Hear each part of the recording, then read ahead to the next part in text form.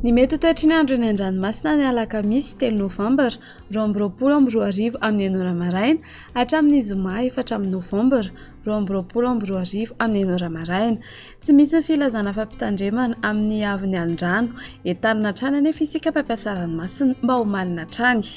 Ho an'ny morontsiraka Atsinanana, Cap d'Ambre hatrany Capeste, Andrahoana Vitsy ho avy atsimo Atsinanana ny rivotra ka ho sivy hatramin'ny 20 km isan'ora, hahatratra 7 km isan'ora manakaiky ny Cap d'Ambre Anonjabe ny ranomasina, avy Onja 2.4 hatramin'ny 2.7 metatra. Capeste hatrany Mahanoro, Andrahoana mitsitokotokona Ibalika ny masoandro, avy Atsinanana na avaratra Atsinanana ny rivotra ka ho sivy hatramin'ny 7.0 km isan'ora, Anonjabe ny ranomasina, avy Onja manodidina ny 2.4 metatra.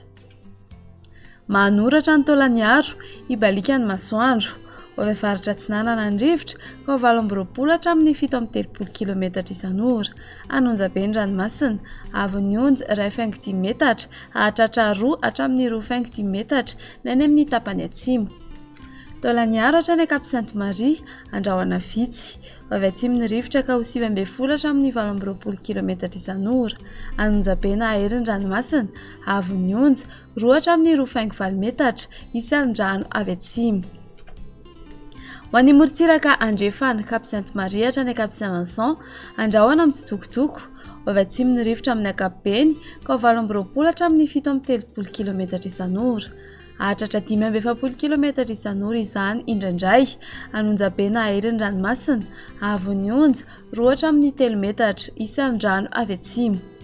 Cap Saint-Vincent hatrany Cap Saint-André, isy tandrifin-drahona hatrany morontsiraka Melaky, Andrahoana Vitsy ny any ankafa, avy atsimony rivotra ka ho sivy hatramin'ny 7.0 km isan'ora, hahatratra 20 km isan'ora manakaiky ny Morombe, adimim-panonjana Anonjabe ny ranomasina, avy Onja 2 hatramin'ny 2 metatra. Cap Saint-André hatrany Analalava, isy tandrifin-drahona iserana ny voamaraina fa isava miandalana ihany rehefa misandratr'andro, avy Andrefana na avaratra Andrefana ny rivotra ka ho sivy hatramin'ny 20 km isan'ora, ho tony na adimim-panonjana ranomasina,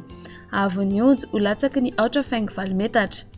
Analalava hatrany Cap d'Ambre, anorana tandrifin-drahona eo anelanelany Analalava sy Nosy-Be, ho maina ny any ankafa, avy atsimo Atsinanana ny rivotra ny any avaratry Nosy-Be ka ho 7.0 hatramin'ny 7.30 km isan'ora, io vaovao kosa ny any ankafa ka ho sivy hatramin'ny 7.0 km isan'ora, ho tony na adimim-panonjana ranomasina, avy Onja 4.2 hatramin'ny 4.7 metatra.